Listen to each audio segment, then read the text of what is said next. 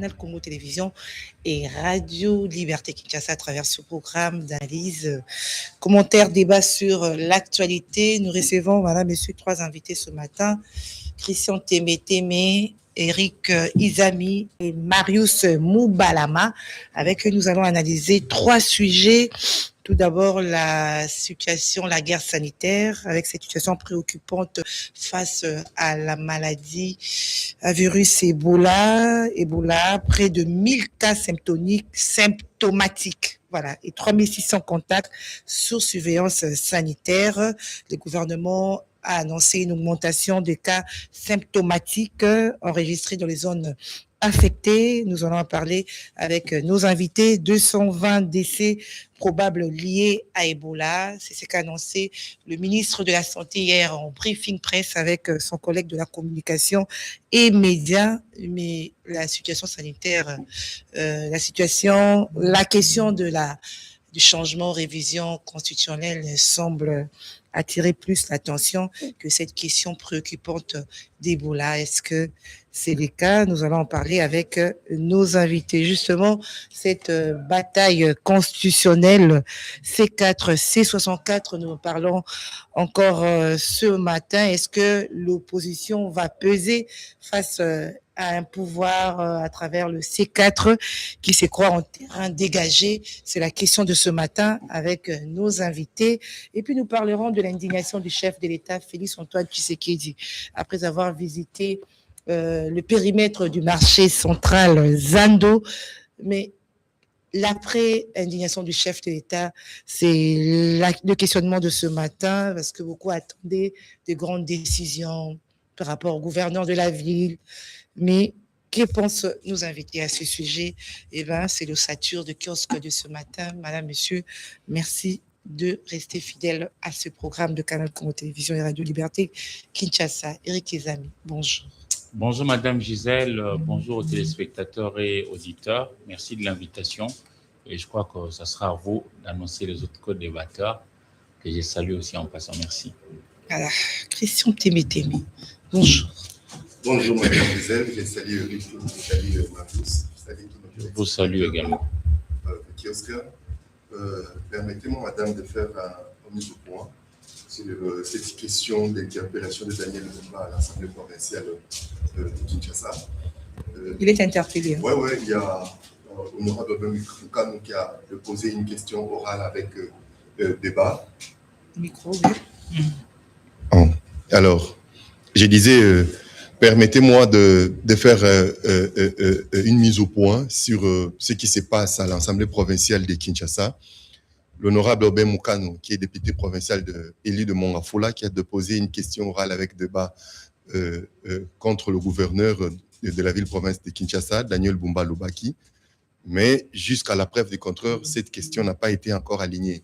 Et vite, on est en train d'accuser à tort le président de l'Assemblée provinciale, Lévi Mbuta, que c'est lui qui aurait bloqué cette initiative parlementaire. Et pourtant, honorable Obé Moukano connaît bien la procédure. Et même le président de l'Assemblée provinciale attend que le bureau d'études puisse terminer le travail sur la recevabilité de cette question avant que cela soit après débattu au niveau de conférence des présidents. Et puis, il y a à préciser que ce n'est pas le président de l'Assemblée nationale, de l'Assemblée provinciale, honorable Lévi Mbuta Sangou-Pamba, qui doit sanctionner Bumbumba. Légalement, le sujet est retenu. Hein. Légalement, je vais chuter par là. Légalement, ce sont les députés. Et politiquement, c'est l'IDPS. L'IDPS est majoritaire dans l'Assemblée provinciale. Si l'IDPS ne veut pas de Bumba, ce n'est pas Lévi Mbuta. Autant de saluer Marius, parce que le sujet figure à l'ordre du jour. Marius Moubala, bonjour. Bonjour Madame Gisèle. Merci encore une fois de plus pour m'avoir invité ici. C'est ce beau plateau de CCTV pour ma première fois, c'est un honneur. Et j'espère que nous allons avoir un débat républicain d'une certaine hauteur. Permettez-moi également de saluer mes co-débatteurs avec qui nous allons partager ces moments républicains, mais également avec nos téléspectateurs qui sont en train de nous suivre, à qui je transmets aussi mes salutations, ainsi qu'à la population de la ville de Bukavu, de Goma, qui sont dans une situation très compliquée de la guerre depuis un certain moment et qui continuent à tourner leur regard à Kinshasa. Parce que pour eux, le salut viendra de Kinshasa. Et malheureusement, Kinshasa est sur notre voie. On est en train d'orienter les chefs de l'État sur notre voie qui l'éloigne de la souffrance de la population. On dirait la souffrance de la population de la ville de Goma, de la ville de Bukavu, n'est pas une question d'actualité à Kinshasa. Or, cette population vit dans une souffrance atroce et variée. C'est chaque jour qu'il y a des tueries ciblées dans la ville, à Bukavu, à Goma, même dans le village. Au-delà de ça, la population est asphyxiée, s'il vous plaît, je dis bien, asphyxiée par des taxes de tout genre. Déjà, vous savez que les banques ne fonctionnent pas. Ça veut dire que les salaires des fonctionnaires n'arrivent pas. Un citoyen qui veut développer une petite activité au coin de sa maison, il doit payer pour ça. C'est en termes de dollars. Chaque ménage, imaginez-vous, chaque ménage, il y a des gens qui passent engagés par le 1,23 et c'est une obligation. La population doit payer, c'est pas moi, 5 000 francs ou bien 2 000 francs chaque jour par ménage. Et ça complique lourdement la vie de la population sur tout le plan. Sur le plan sécuritaire, sur le plan économique, sur le plan social, sur le plan sanitaire. Nous allons aborder cette question-là d'Ebola avec vous ici. Comprenez que cette population ne sait plus à quel sens se vouer. Et il ne fait que tourner le regard à Kinshasa, là où il y a les institutions, là où cette population-là, les personnes auprès de qui la population a transmis leur souveraineté pour que ces derniers puissent parler d'eux. Mais depuis un certain moment, vous allez voir dans les agissements collectifs des acteurs politiques, je parle particulièrement ceux qui ont été élus à Bukavu, ils ont tourné le dos à la population de Bukavu. Et là, je me plains de tous ces députés-là qui sont allés se réunir autour de M. Kantitima pour aller se demander, pour aller exprimer leurs vœux devant le changement de la Constitution. Or, les populations n'est pas là. Les populations, c'est d'abord la paix. Merci. C'est le pain, c'est la sécurité. Ça doit être ça, la ligne de conduite des actes. Surtout des députés qui sont allés se recueillir autour de Bassengez et Kantitima pour aller dire à l'IDP, c'est pas qu'est-ce qu'ils ont trouvé à limiter, qu'ils sont d'accord pour les changements en ignorant la souffrance de la population. Voilà, merci Marius Moubalama. Alors, puisque Christian TBT est entré directement dans le sujet de la ville de Kinshasa, qu'on le vide directement. Christian TBT, mais c'est après le retour de la visite du périmètre du grand marché par les chefs d'État que Aubin Moukane, député provincial, a initié cette motion, cette interpellation. C'est une question orale avec débat. Question orale avec débat. Oui, que le gouverneur doit en principe passer à l'Assemblée provinciale de Kinshasa pour présenter ses moyens de défense par rapport aux inquiétudes des honorables députés élus de la ville-province de Kinshasa. Si les députés sont convaincus, on peut juste formuler des recommandations au gouverneur pour aller continuer son travail. Mais si les députés ne sont pas convaincus, à ce moment, on peut transformer cette question orale avec débat à une motion. Bon, où ça doit aussi passer au vote. Si la majorité des députés votent pour Bumba, il reste. Mais si la majorité des députés votent contre Bumba, là, il part. Alors, nous sommes indignés parce qu'on veut maquiller cette histoire comme si c'est l'honorable président de l'Assemblée provinciale, Lévi Mbouta, qui est en train de bloquer cette initiative parlementaire. Et pourtant, toute initiative parlementaire doit suivre la procédure au niveau de l'Assemblée provinciale. Au niveau du bureau d'études, on doit travailler, on doit scripter cette initiative parlementaire si ça répond aux normes ou pas. Si ça répond aux normes, ça sera aligné et ça sera débattu. Cette initiative ira jusqu'au bout, mais si ça ne répond pas aux critères voulus par les us et coutumes parlementaires aussi, surtout conformément au règlement d'ordre intérieur, là, ça ne passera pas. Même si vous êtes, même si c'est que vous voulez obtenir... Même malgré l'indignation du chef de l'État. Oui, ça c'est une autre question. On a vu les chefs de l'État, gare à vous. Vraiment, ça c'est une autre question. D'ailleurs, vous avez vu à côté du chef de l'État, l'honorable Lévi Mbouta, le ministre national des ITPR, à qui les chefs de l'État a confié même le travail de suivre de près, à la lettre, centimètre près, les travaux, ce qui reste comme à faire au niveau de grands marchés pour que dans un bref délai, les gens soient installés. Parce que cette question de grands marchés, je l'ai évoqué ici plusieurs fois. On m'a menacé à mort. On le disait déjà qu'il y a surfacturation par rapport aux travaux restants autour du grand marché. Il restait quoi? Canalisation d'eau pour les sanitaires, et des parkings, et ainsi de suite. Mais il y a eu une facturation énorme. Comment Bumba a été élu gouverneur? Il a trouvé déjà les travaux à plus de 80%. Pour quelques 16 à 15% restants, on doit passer encore 2 ans. Et les gens ont déjà payé pour occuper des étalages et des magasins. Et Bumba ne communique pas, il ne dit rien, on ne sait pas. La situation au niveau du grand marché est devenue invivable. On ne doit pas contredire le chef de l'État. Le chef de l'État s'est indigné. Nous devons nous indigner plus que le chef de l'État. Parce que nous l'avons dit, nous avons sonné, nous avons révélé, nous avons dévoilé, nous avons dit des choses. Mais on ne nous a pas cru. Merci Christian Tébété. Alors Eric Kizami, l'interpellation de l'honorable Aubin Mignon, c'est la résultante de l'indignation du chef de l'État. Ça rassure parce que beaucoup attendaient au lendemain de cette indignation. On n'a jamais vu le chef d'État dans cet état qui aurait vraiment des décisions. Et aujourd'hui, Christian Tébété me parle de l'interpellation. C'est rassurant. Ah, mais je ne sais pas quoi dire à propos. Ce n'est pas la première fois. Je me souviens qu'il y a quelques années, le chef d'État, quand il est intervenu pour parler à la nation par devers les élus, députés nationaux et sénateurs réunis en congrès, une fois aussi, il s'est indigné de l'insalubrité qui, quand même, gagnait du terrain sur Kinshasa, qui passe pour être, en principe, le miroir de la République, parce que c'est la capitale, le siège des institutions. Le chef d'État avait aussi, en son temps, tonné que Kinshasa décevait. Et à cette époque-là, c'était toujours Daniel Bumba. Mais bon, nous autres, on pensait déjà qu'il y aurait des sanctions après, mais on n'a rien vu venir. Moi, je voudrais un peu aller plus loin. Aujourd'hui, qu'on se le dise, Kinshasa fatigue, Kinshasa épuise, et jusqu'à arriver à énerver les gens.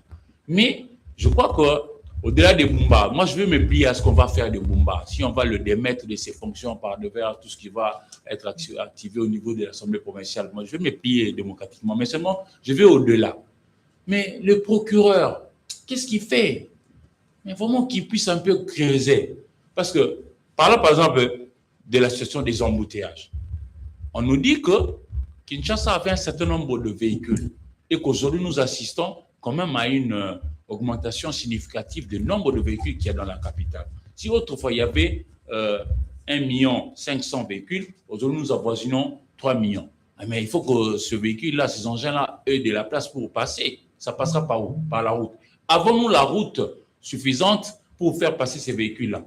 Question mark aux Congolais de répondre. Mais je note qu'il y a quand même beaucoup d'argent sorti dans les trésors publics pour réhabiliter la voie urbaine.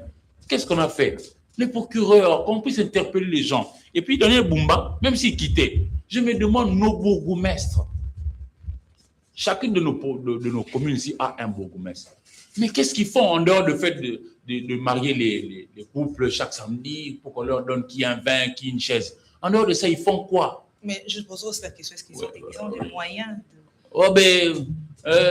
le moyen, je ne dirais pas qu'ils en ont toujours, mais je crois qu'il faut quand même commencer par quelque part. Je nous dis quelque chose. Ici, à Kinshasa, nous avons beaucoup de problèmes. Il y a l'insécurité grandissante.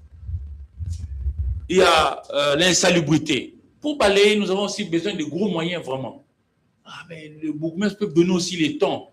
Ils doivent aussi rentrer dans la danse. Bumba, franchement, il est mal coté, très mal coté, j'en conviens, je ne discuterai même pas parce que je sens seulement que, et au niveau politique, et au niveau des institutions, on ne veut pas les contraindre à pouvoir aller vers les résultats. Mais entre-temps, la ville se meurt.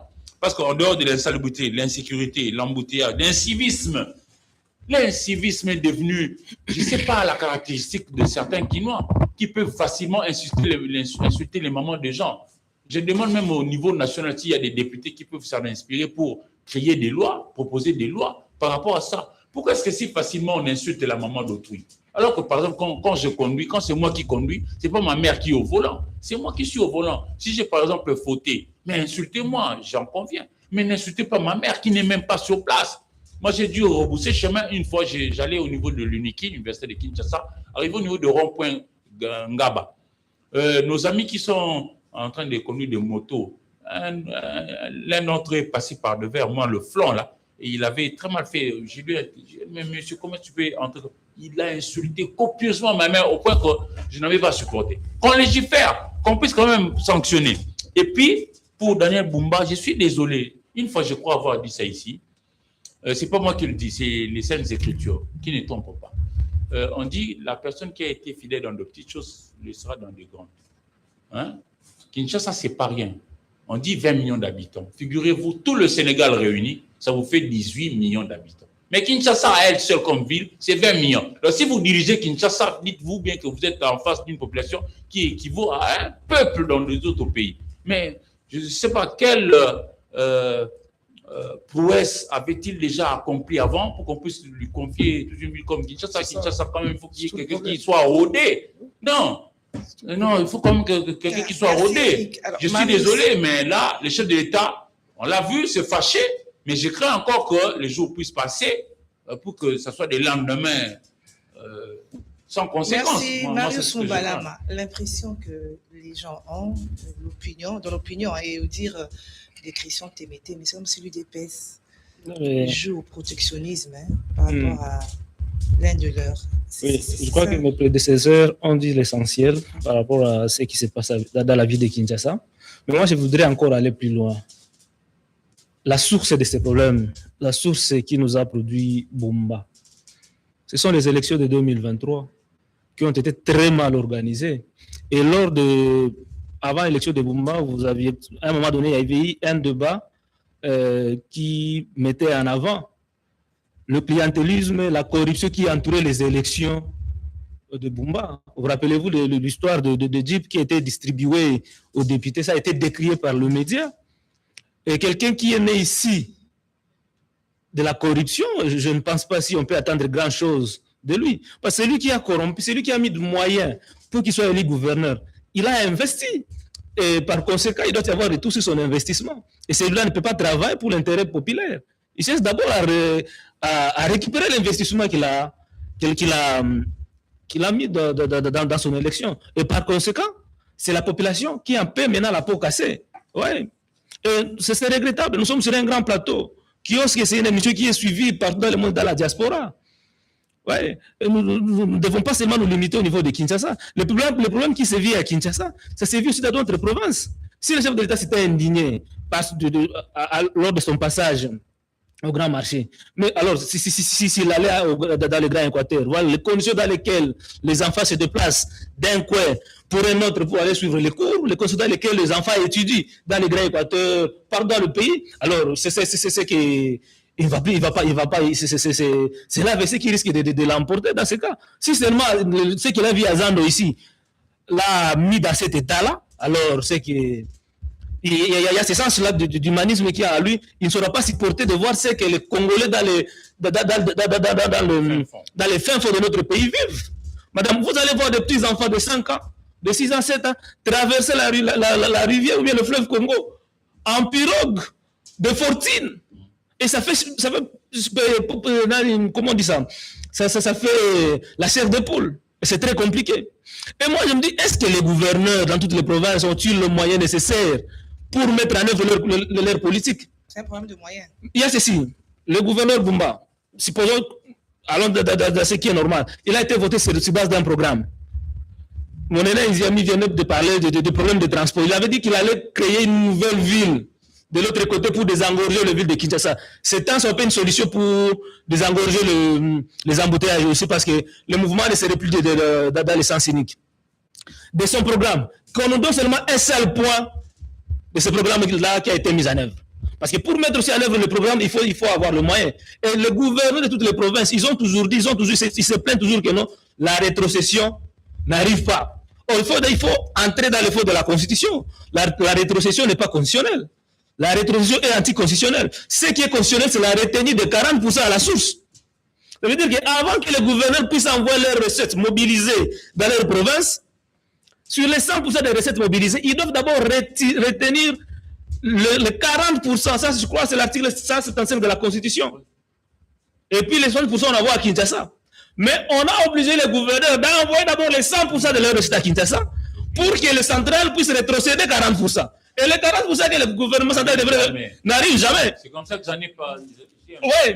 Alors, au-delà de ça, s'il vous plaît, au-del de ça, parce qu'il y a certaines personnes qui peuvent dire non, il faut que le gouverneur de province envoie les 100% parce que les différentes provinces n'ont pas les mêmes recettes. Mais la Constitution a prévu la Caisse nationale de péréquation pour qui le gouvernement central doit aussi donner 10% de recettes nationales. C'est l'article 181 de la Constitution. Mais allez voir, pour que le développement, comme vient de dire le ministre Iziami, aille de pair. Mais cherchez-moi, là où se trouve l'administration de la Caisse nationale de péréquation. Ça n'existe pas.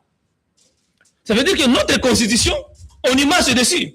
Rien n'est mis en œuvre. La caisse existe, mais elle ne fait pas peut-être correctement son travail. Non, ce n'est pas qu'elle ne fait pas correctement son travail, mais c'est peut-être que les 10% que le gouvernement devrait mettre à sa disposition n'arrive pas. Non, 10% je dis à la caisse de péréquation. 40% c'est ce qui va en province. Et ces 10% là, c'est sur l'ensemble des recettes nationales. Ouais. Les gouverneurs n'ont pas les moyens. Ça fait la honte même quand nous avions suivi les réalisations de différents gouverneurs dans les provinces lors de la conférence ici de gouverneurs dans le Bandundu. Un gouverneur qui vous dit qu'il a acheté 7000 chaises pour la province. Il vous dit qu'il a construit 4 chambres de passage dans sa province. Vous vous imaginez ça? Réalisation d'un gouverneur de la province. Mais Marius, c'est au-delà de ça, madame. Justifier la faiblesse ou l'inefficacité des gouverneurs à travers ce que vous venez de dire. Un gouverneur ne sera jamais efficace s'il n'a pas les moyens de sa politique. Non, chaque politique demande le moyen. Toutes les politiques qu'on peut mettre en place demandent le moyen. Le clientélisme qui est à l'IDPS nous amène à des situations aujourd'hui. Les élections que nous avions connues en 2003, vous pouvez vous imaginer une assemblée provinciale qui n'a pas d'opposants.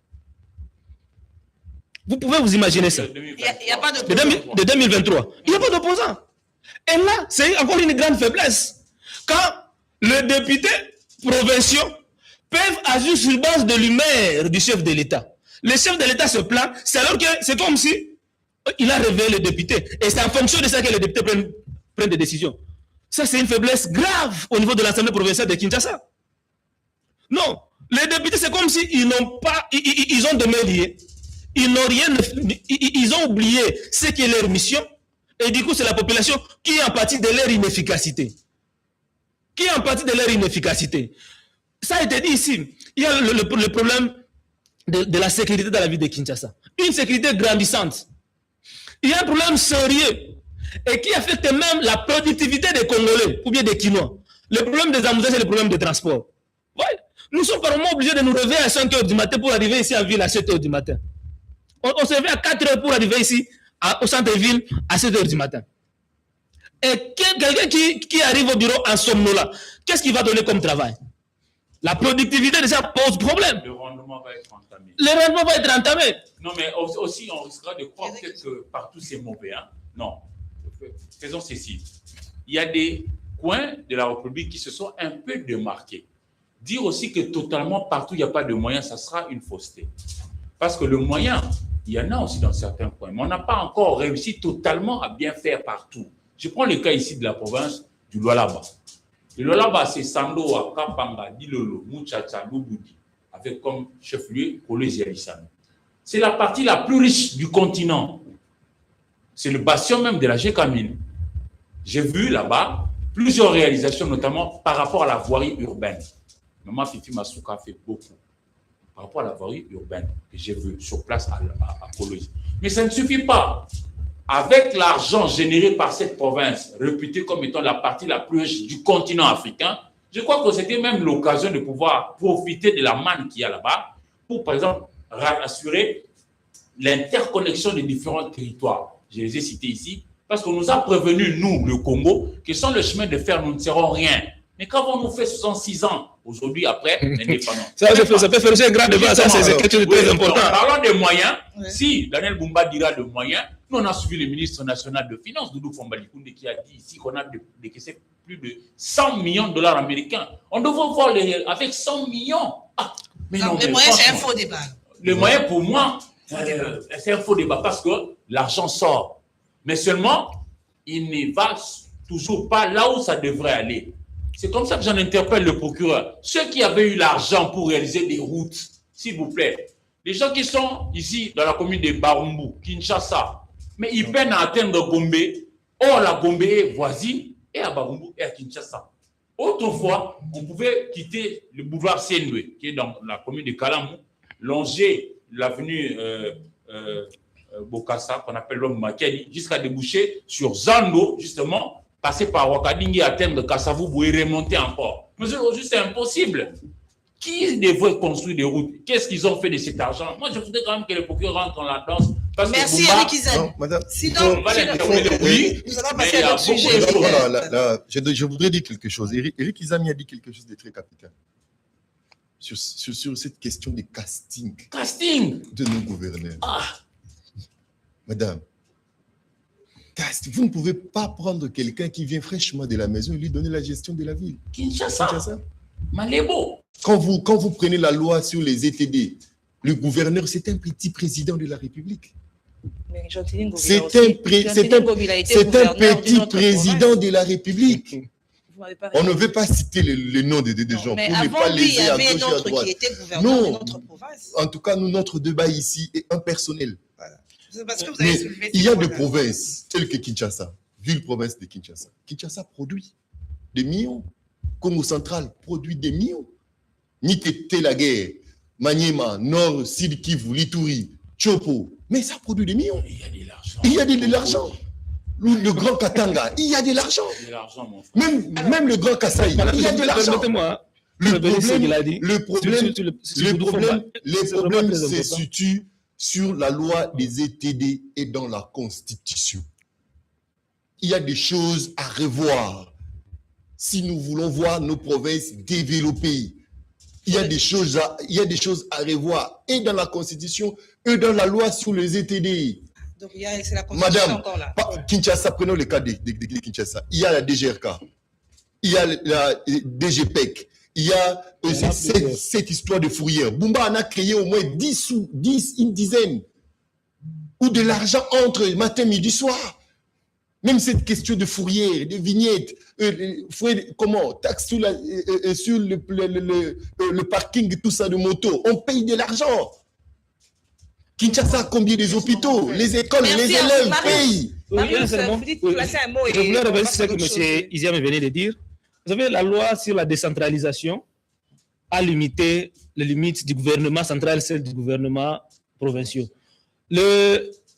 C'est anormal que l'Ikoundé vous dise qu'il a déboursé des millions de dollars pour la province de Kinshasa à ce qui concerne la voirie urbaine. Cela ne revient pas, n'est-ce pas, du pouvoir du ministre des Finances au niveau national. Parce que les finances de la province a ses moyens pour ses voiries urbaines. C'est une décision du Conseil des ministres. Oui. Même si c'est une décision du Conseil des ministres, c'est en violation de la Constitution. Il y a des routes de la voirie urbaine, c'est sous l'autorité de l'hôtel de ville. Il y a maintenant les routes nationales sur lesquelles le gouvernement central doit intervenir.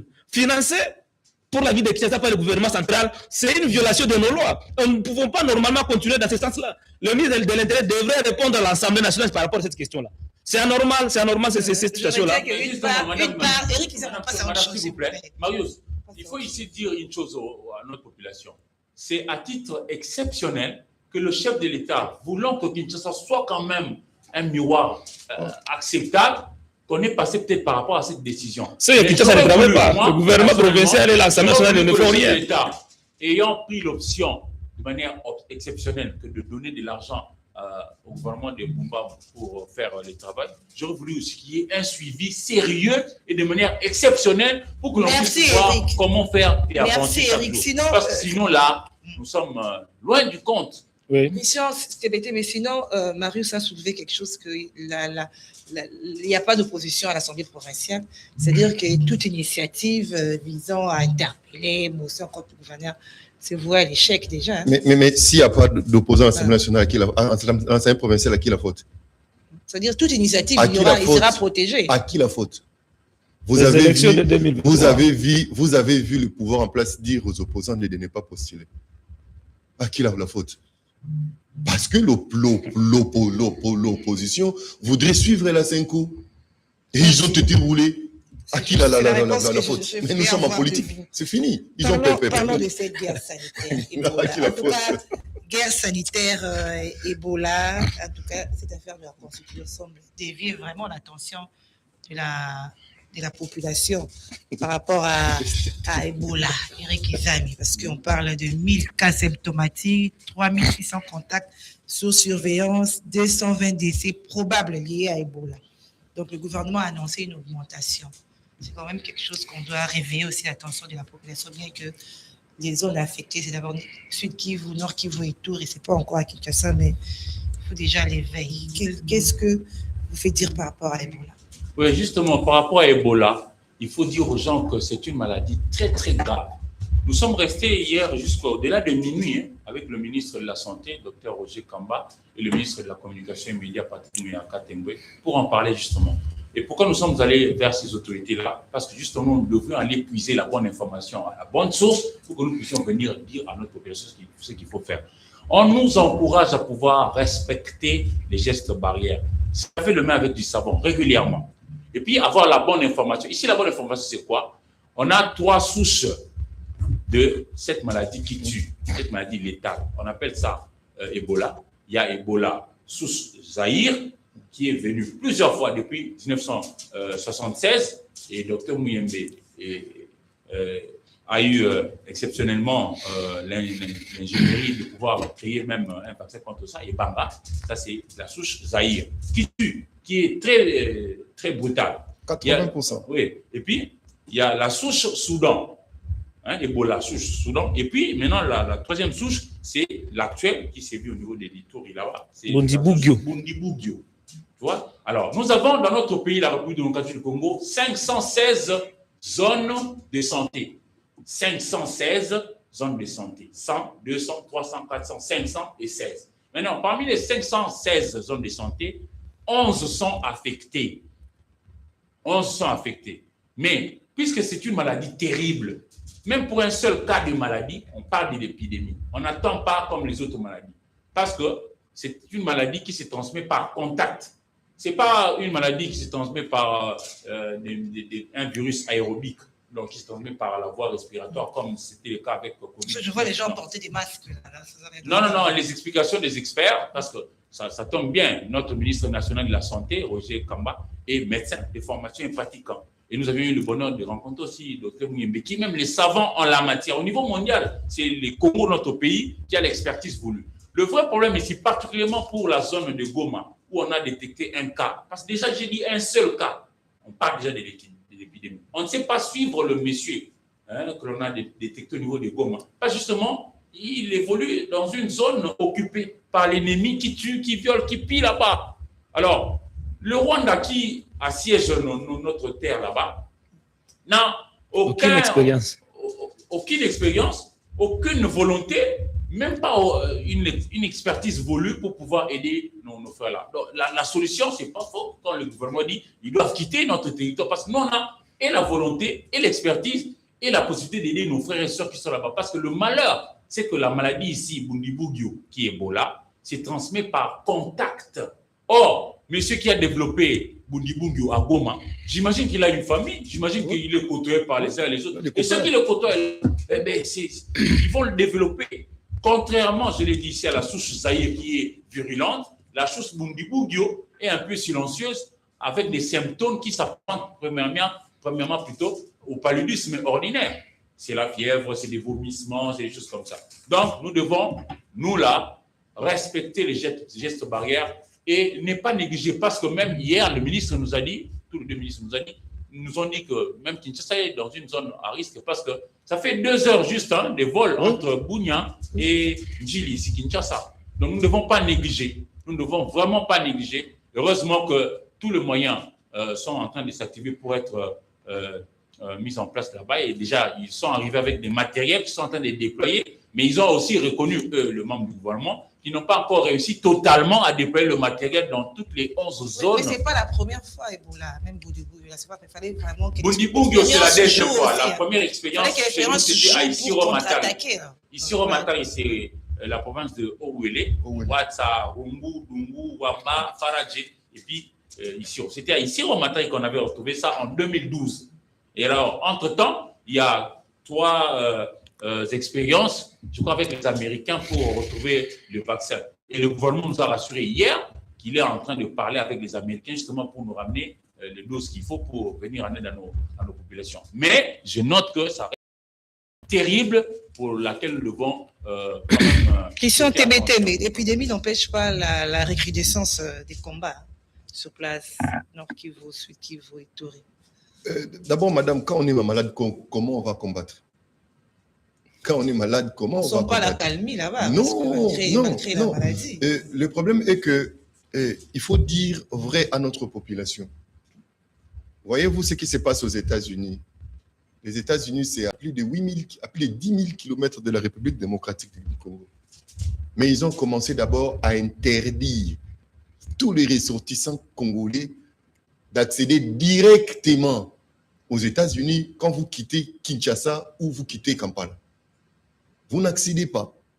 Donc, il faut passer 21 jours parce que c'est le délai de l'incubation de cette maladie.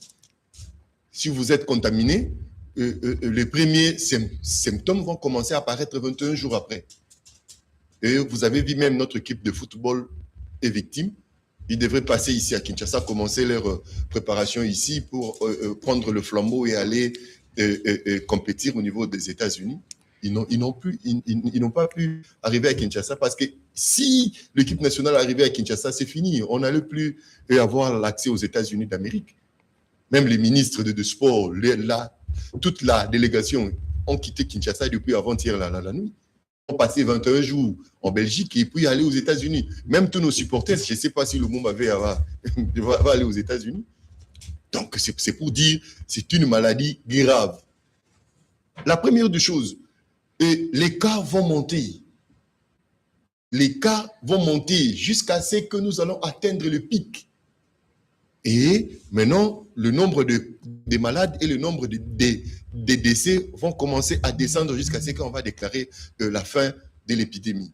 Alors, le gouvernement ne doit pas attendre qu'il y ait les premiers cas suspects à Kinshasa pour commencer à équiper nos hôpitaux, pour commencer à former les infirmiers, pour commencer à sensibiliser. Eric Kizami l'a dit, c'est 2 heures de vol entre ici et Bunia. Mais le VPM au transport a fermé, a annulé le vol Kinshasa, a isolé.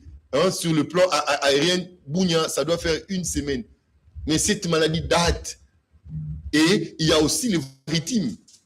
Il y a des baleinières, il y a des bateaux qui quittent Kisangani jusqu'à Kinshasa ici. On ne sait pas. On ne sait pas. Moi, je voudrais que, au-delà d'isoler la province de l'Ituri, avec d'autres provinces, mais il faut aussi prendre des précautions par rapport à d'autres provinces qui ont des contacts directs avec la province de l'Ituri, notamment Kinshasa, Équateur, Bandundu ici à côté. C'est sérieux. C'est sérieux, c'est sérieux, c'est sérieux. Si à Kinshasa, on peut survivre par rapport aux infrastructures médicaux que nous avons, à l'école, ça sera pitoyable. Dans le Bandundu, ça sera un chaos. On ne doit pas attendre qu'il y ait le premier cas suspect à l'Équateur, à Bandundu, pour commencer à se préparer. Non. On doit prendre des précautions nécessaires. Ebola doit primer par rapport à cette question constitutionnelle, par exemple. Absolument. Absolument.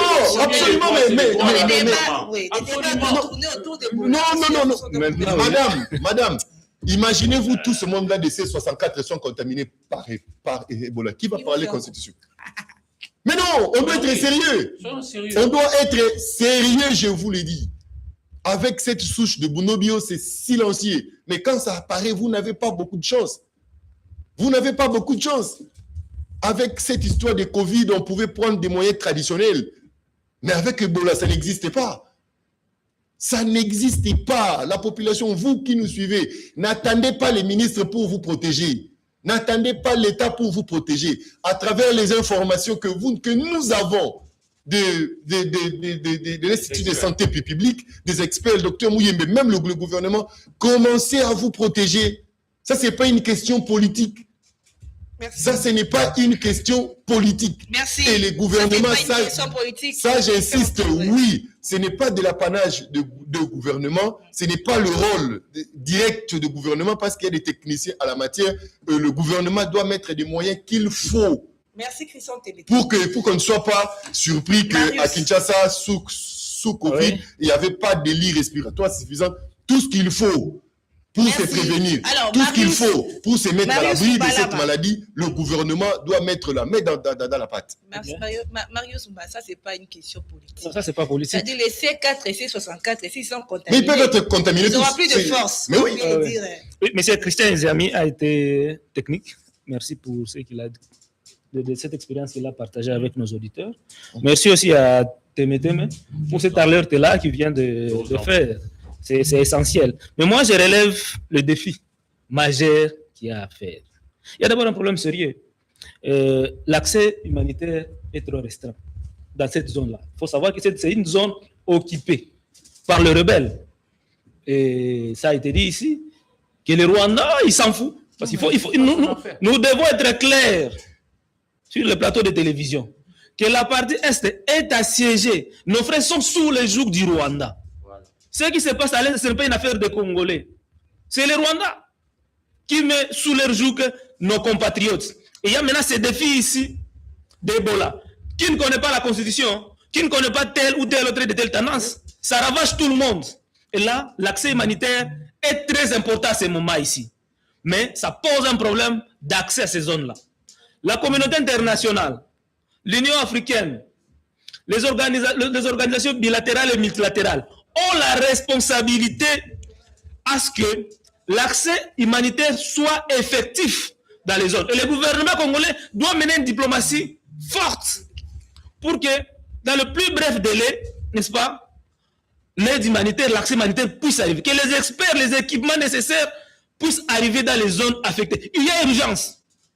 Il y a urgence. Le deuxième défi, c'est que le M23, le Rwanda et ces supplétifs de M23 n'ont pas de l'expertise nécessaire pour endiguer cette maladie. Ils n'ont même pas une administration qu'il faut en matière de santé.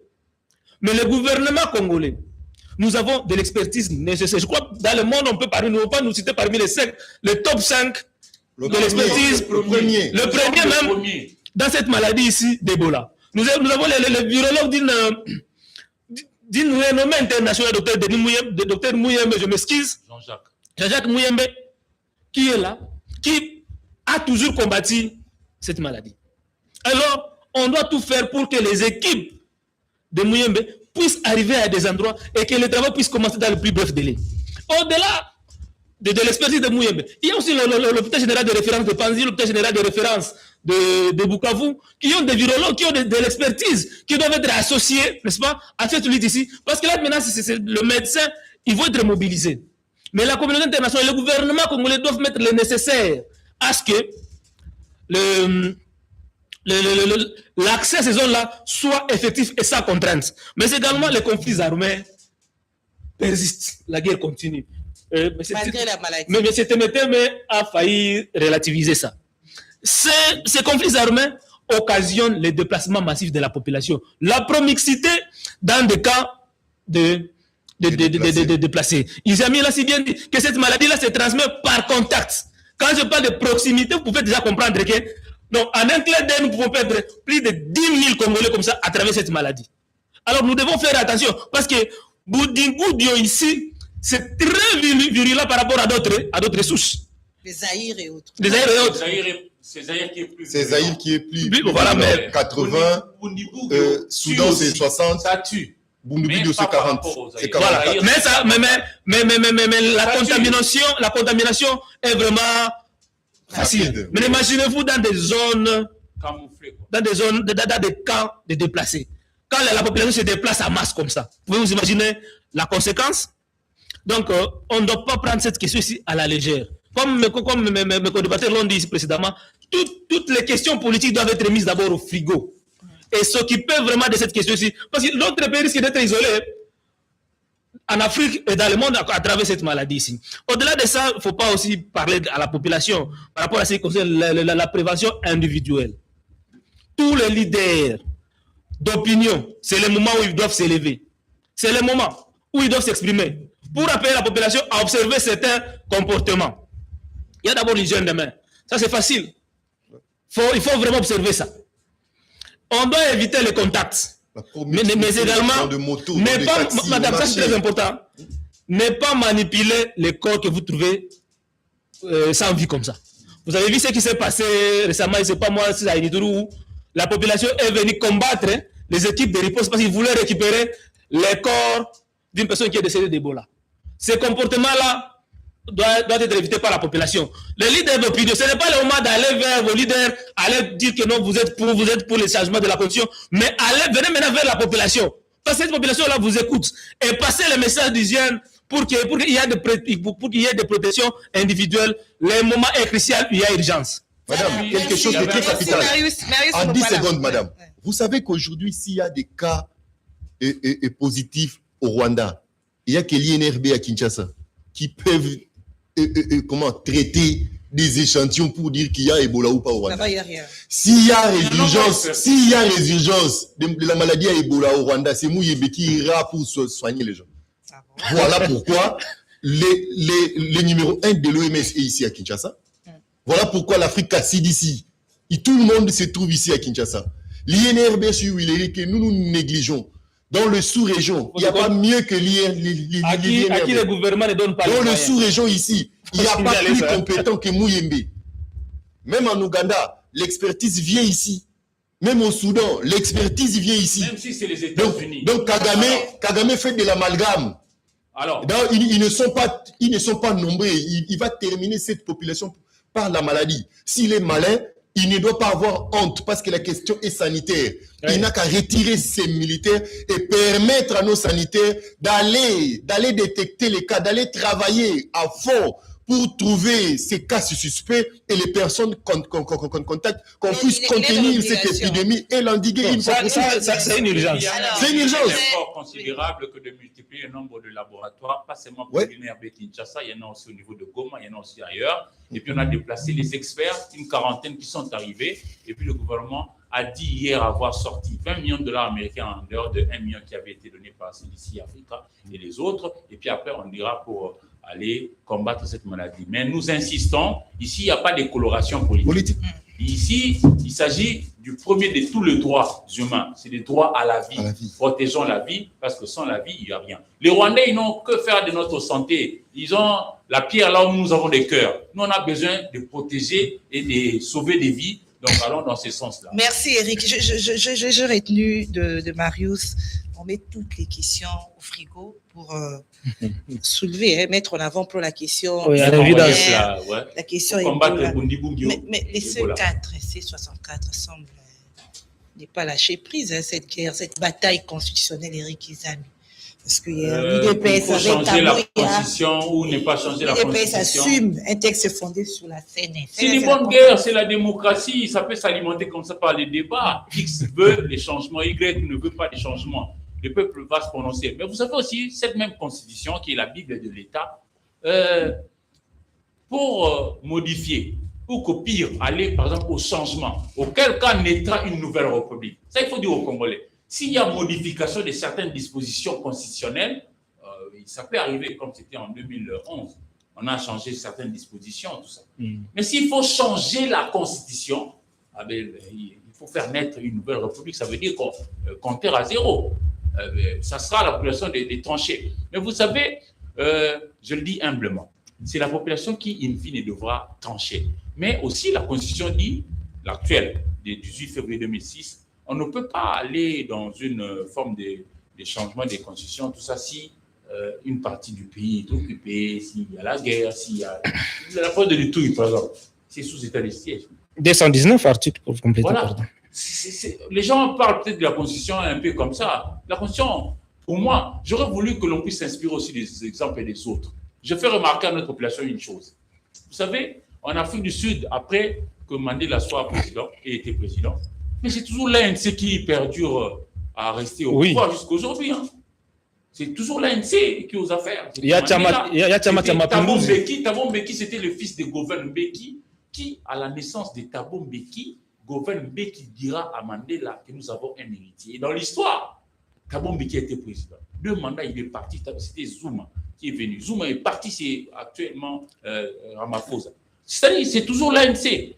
Moi, je souhaiterais que l'on ne puisse pas casser la maison par rapport à cette histoire de constitution. Parce que je risque de croire même qu'on aura du mal à pouvoir même appliquer certaines dispositions qu'on vient de prendre avec le deal américain, tout ça, à cause du fait que si jamais il y a des problèmes ici, moi, je crains le sang, je n'en veux pas. Moi, pour moi, je ne voudrais pas que l'on puisse arriver à la casse.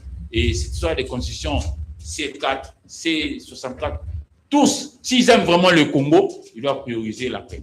Voilà, Christian Témétémi. L'impression qu'on a, c'est que le pouvoir, se sent un peu dans un terrain dégagé, parce que lorsqu'on sent minimiser l'opposition, C60 en disant que l'opposition c'est dans la rue, c'est pas dans une salle de boboto, c'est comme si l'opposition ne saura pas faire face à cette détermination du pouvoir à travers ces 4. Non, madame, moi je ne comprends pas pourquoi il y a trop d'agitation quand il faut parler du changement de la Constitution. C'est comme si c'était une invention de Tshisekedi. Et tout le monde parle que de la Constitution. Mais personne ne parle de droit constitutionnel. C'est-à-dire Qui est un droit fertile, qui est un droit dynamique.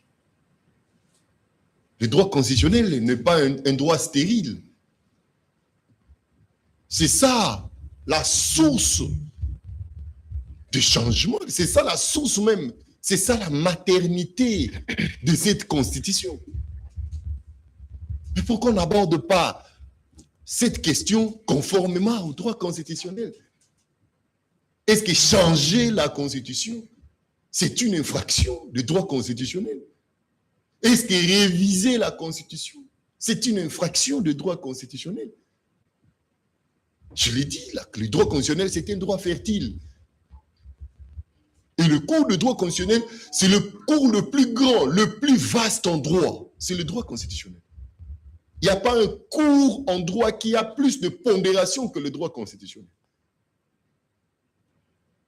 Et moi, ça m'étonne pourquoi les grands professeurs constitutionnalistes de notre pays, ils sont restés à fond.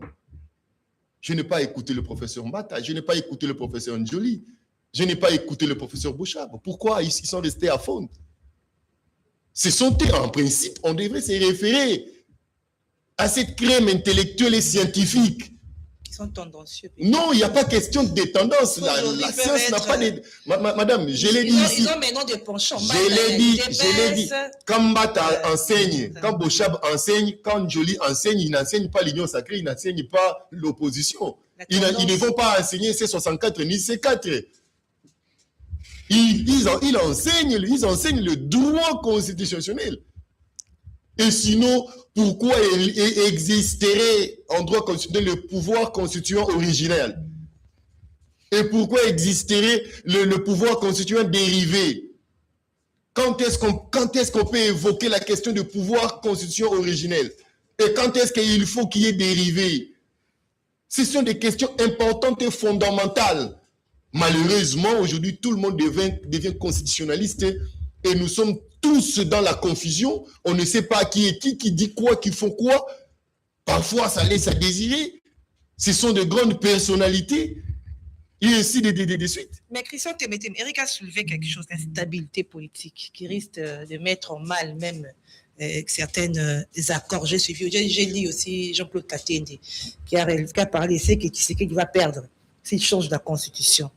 Non. Il dit, avec l'accord de Washington, les Américains risquent de refuser de mettre en œuvre ces accords suite à l'instabilité politique qu'ils voient déjà à travers ce débat autour de la Constitution. Non. Notre Constitution n'a que 20 ans. La Constitution américaine a plus de 200 ans, je crois. Donc nous sommes une jeune démocratie. On ne peut pas se comparer aux Américains à la matière. Mais ce qui est important, même notre contrat bilatéral entre nous et les Américains, il y a des points qui énervent la Constitution. C'est anormal. Non, c'est pas anormal. Je l'ai dit ici. Le C'est droit anormal. constitutionnel, c'est un droit dynamique. C'est-à-dire, ça peut évoluer. Donc, c'est un droit perfectible. Ça peut évoluer. Et par rapport aux situations sociopolitiques de l'ère. Cette constitution est née d'une situation politique et sociopolitique de l'ère. La Sun City. C'est ça le sens de la dynamisme et du progressisme de droit constitutionnel. Ce n'est pas un droit statique. On ne nous a pas donné cette constitution ad vitam pour que ça soit comme une Bible. Même la Bible, on a quitté l'Ancien, nous sommes au Nouveau Testament. On peut évaluer l'efficacité de cette constitution par rapport aux circonstances sociopolitiques de l'ère.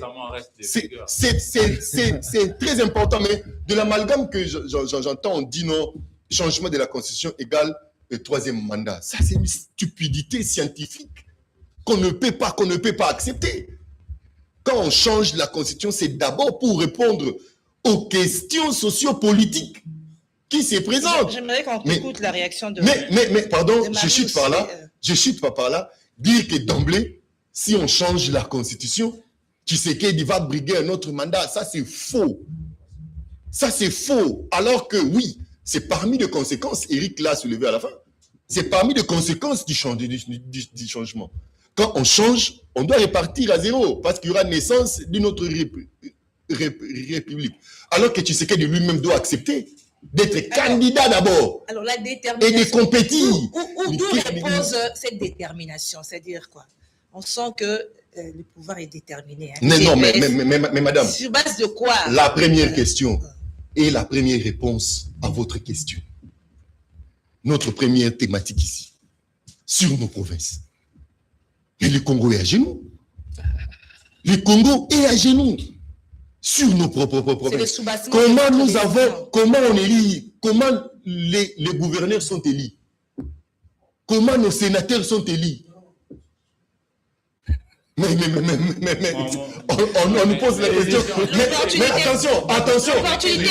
Non, madame. On peut vous donner n'importe laquelle constitution. Si vous ne l'aimez pas, madame, non. On a vu des gens qui viennent aux affaires, non pas pour nous apporter des solutions. Parce que Eric,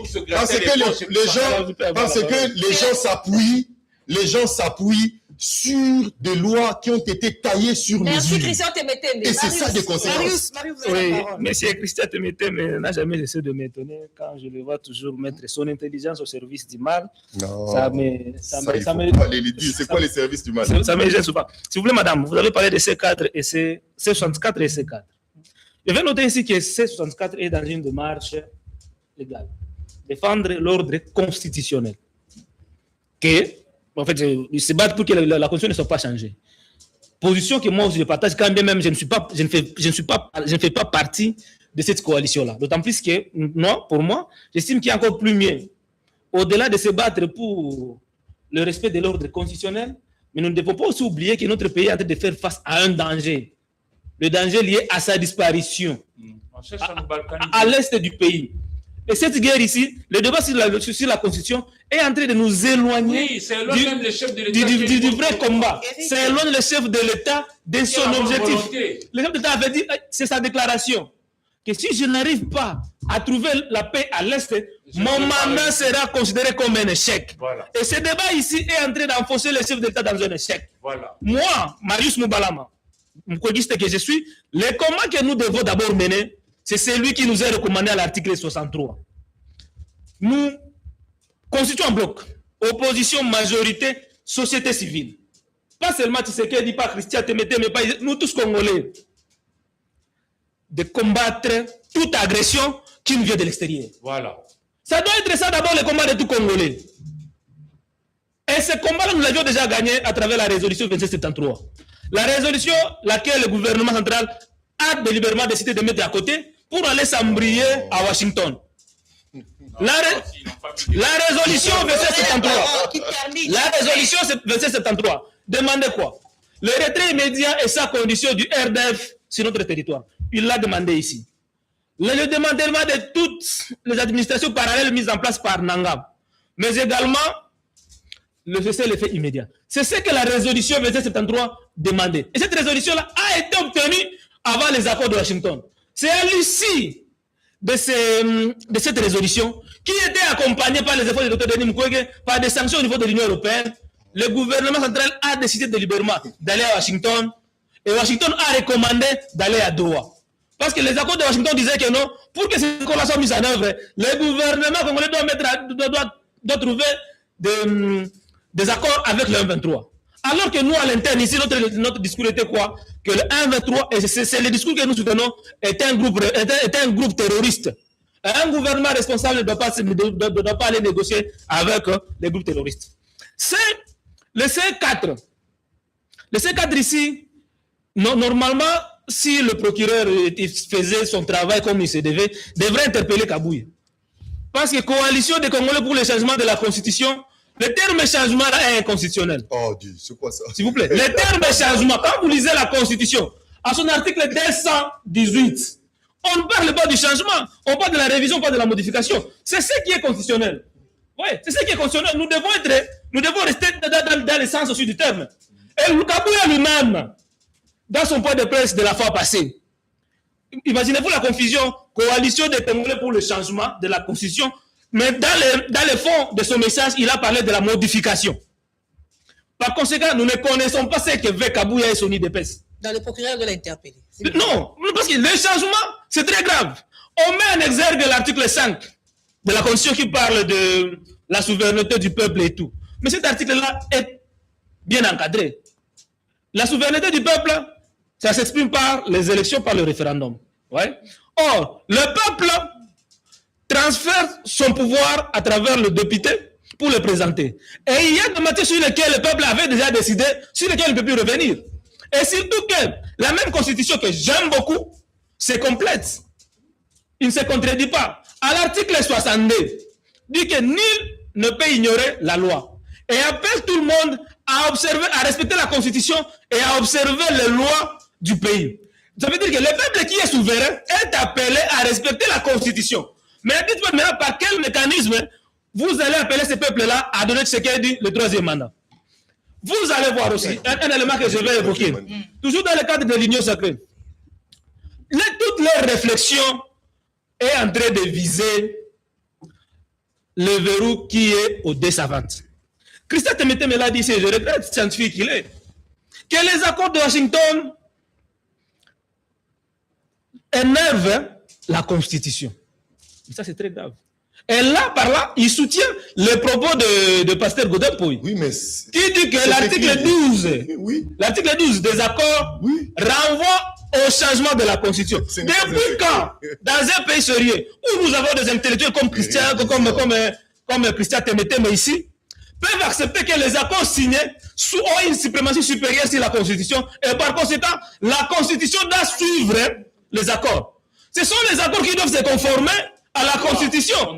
Voilà pourquoi la loi dit, la Constitution dit que avant que les accords de paix, les accords de résolution des conflits, les accords liés aux états des personnes qui doivent entrer sur notre territoire, avant que ça soit ratifié par le chef de l'État, ça c'est l'article 214 de la Constitution, un débat doit être mené à l'Assemblée nationale pour analyser ces accords-là, et à la fin, l'Assemblée nationale doit voter la loi de ratification.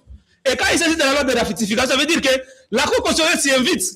Parce qu'avant que la loi soit promulguée, la Cour constitutionnelle doit étudier la conformité de cette loi-là avec la Constitution. Ça veut dire que ce n'est pas aujourd'hui qu'on devrait remarquer les conformités des accords à la Constitution. Vous voyez que c'est délibérément qu'ils se sont été faits pour faire un passage à force et obliger les Congolais à aller au changement. Donc, au regard de la situation où nous sommes aujourd'hui, le rêve qui est de l'IDPS, c'est lui de voir la Constitution être changée, ça ne va pas arriver. Parce qu'attention, quand ils évoquent la souveraineté du peuple, c'est encadré. Mais il y a une autre souveraineté du peuple qui n'est pas toujours encadrée. Rappelez-vous le printemps arabe. Ça, c'est le peuple qui s'est exprimé. Ça a été brutal. Rappelez-vous ce qui a été fait au Soudan ou au Tchad contre El Bachir. Ça a été brutal. On ne voudrait pas qu'on en arrive là-bas. On sait ce qui est... Et vous avez les moyens de le faire. Écoute. Et la force de le faire. Écoute. Ce que nous voulons ici, Tshisekedi... Oui, concluez. Oui. Tshisekedi est dans son mandat. Et Tshisekedi a une mission là où le peuple l'attend. C'est la paix. C'est le pain. c'est la sécurité, c'est le bien-être collectif, c'est la justice réformée, vous voyez, c'est l'intégrité de la souveraineté de notre pays. Amélie Tshisekedi, sur notre voie, c'est le faire haïr au peuple qui lui avait voté selon ce que vous avez toujours dit à travers les élections de 2023, que nous n'avions jamais toujours accepté, que nous n'avions jamais cautionné. Quand même, nous sommes dans un fait accompli. Et donc, la population de l'Est, madame, je cite par là, oui, est dans une souffrance atroce. La misère, la famine, l'insécurité, et Ebola qui frappe à la porte. C'est là que le chef de l'État doit d'abord tourner son regard et mettre hors d'état de nous les gens comme les chrétiens Témétémé qui sont en train de les pousser, n'est-ce pas, vers là où le peuple ne l'attend pas. Voilà, merci. Merci. C'est par ces mots de Marius qui sont Témétémé. Non, la parole, non, il a dit un truc qui est dangereux.